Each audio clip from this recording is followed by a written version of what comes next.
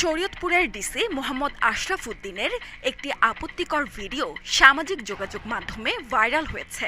ওই ভিডিওতে এক নারীর সঙ্গে অন্তরঙ্গ অবস্থায় দেখা গেছে তাকে। ভিডিওটি ফাঁস হয়ে যাওয়ার পরই গা ঢাকা দিয়েছেন তিনি।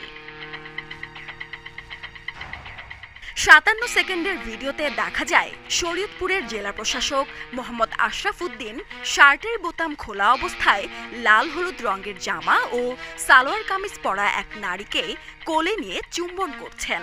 এছাড়া ভিডিওর মাঝখানে মোবাইলের ভিডিও কলে থাকা অবস্থায় ওই নারীকে বিশেষ অঙ্গ প্রদর্শন করতে দেখা গেছে আশরাফ উদ্দিনকে। এ নিয়ে চলছে তুমুল আলোচনা। ডিসির আপত্তিকর ছবি ও ভিডিও প্রথম প্রকাশ্যে আনেন প্রবাসী সাংবাদিক জাওয়াদ নির্ঝর। তিনি জানান, ওই নারীর সঙ্গে আপত্তিকর ভিডিওটি নিজেই ধারণ করেছিলেন ডিসি। ওই নারীকে তিনি বিয়ের স্বপ্ন দেখিয়েছিলেন, কিন্তু বিয়ে তো করেনই, উল্টো ভয়ভীতি দেখাচ্ছেন।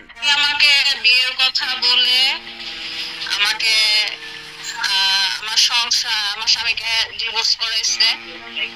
এখন ধরেন আমাকে বিয়ের কথা বলে আমার স্বামীকে ডিভোর্স করে আমার সংসার সমাজ সব ধ্বংস করে আমাকে পথে বসায় দিয়ে এখন সে আমাকে বিয়ে করবে না। খোঁজ নিয়ে জানা যায়, ভিডিওটি সামাজিক যোগাযোগ মাধ্যমে ভাইরাল হওয়ার পর থেকেই তিনি লুকিয়ে আছেন। কর্মস্থলেও আসেননি, কারো ফোনও ধরছেন না। জনপ্রশাসন মন্ত্রণালয়ের এক কর্মকর্তা জানিয়েছেন, ঘটনাটি তদন্ত করা হচ্ছে। বিষয়টি প্রশাসনের উচ্চ পর্যায়ে জানানো হয়েছে। দ্রুতই তার বিরুদ্ধে ব্যবস্থা নেওয়া হবে।